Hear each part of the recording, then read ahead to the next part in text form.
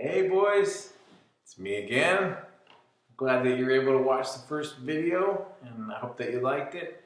We're going to read the next part of Jacob's story tonight, but first, I'll show you a couple things, like starting with this fella. Caught this guy on the way home tonight. There's a couple other new ones. This guy here is called Pillow Swine. Kind of a funny looking guy, but 1600, so he's powerful. Who else is new?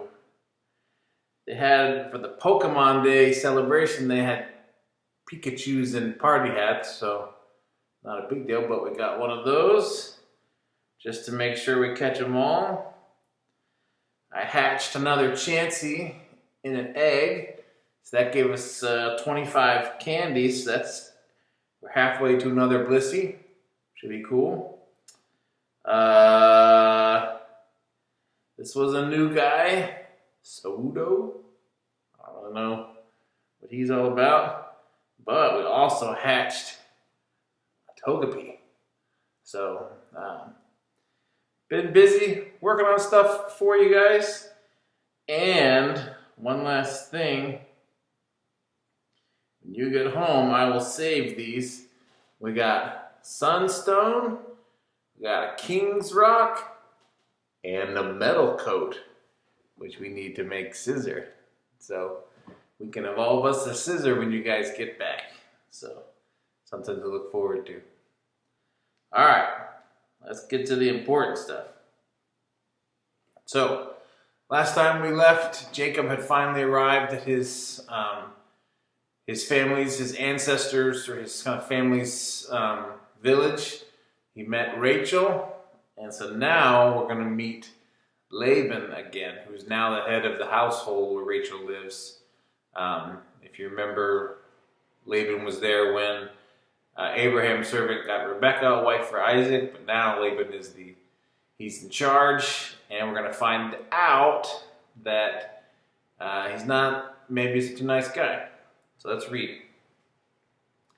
When Laban heard the news about his sister's son, Jacob, remember Laban is Rebekah's brother, he ran to meet him, hugged him, and kissed him. Then he took him to his house, and Jacob told him all that had happened. Laban said to him, "Yes, you are my own flesh and blood." After Jacob had stayed with him a month, Laban said to him, "Just because you're my relative, should you work for me for nothing? Tell me what your wages should be." Now Laban had 2 daughters. The older was named Leah, and the younger was named Rachel. Leah had ordinary eyes. That probably means that Leah was ordinary looking. But Rachel was shapely and lovely.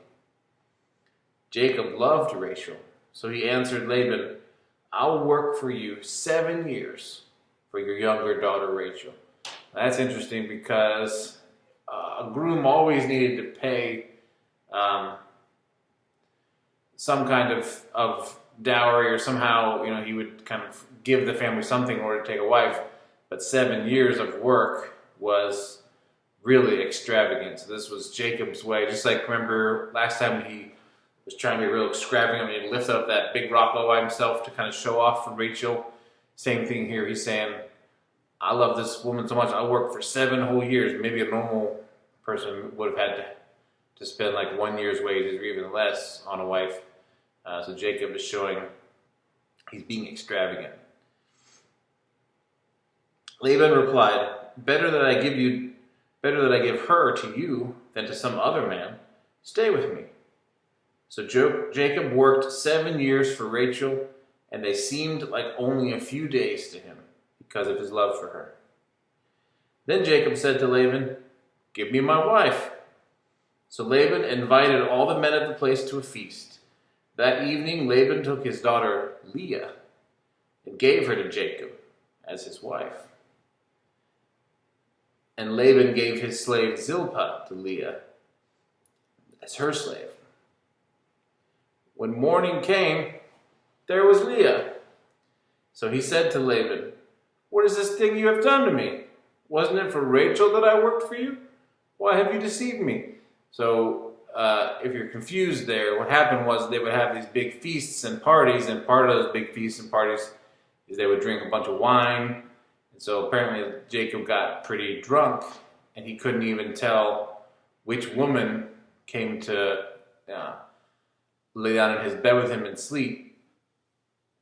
And so in the morning, when he realized that it was Leah, not Rachel, he was angry. Here's what Laban said. Laban answered, "It is not the custom in this place to give the younger daughter in marriage before the firstborn. Complete this week of wedding celebration, and we will also give you this younger one in return for working yet another 7 years for me." So, I'll read the vision.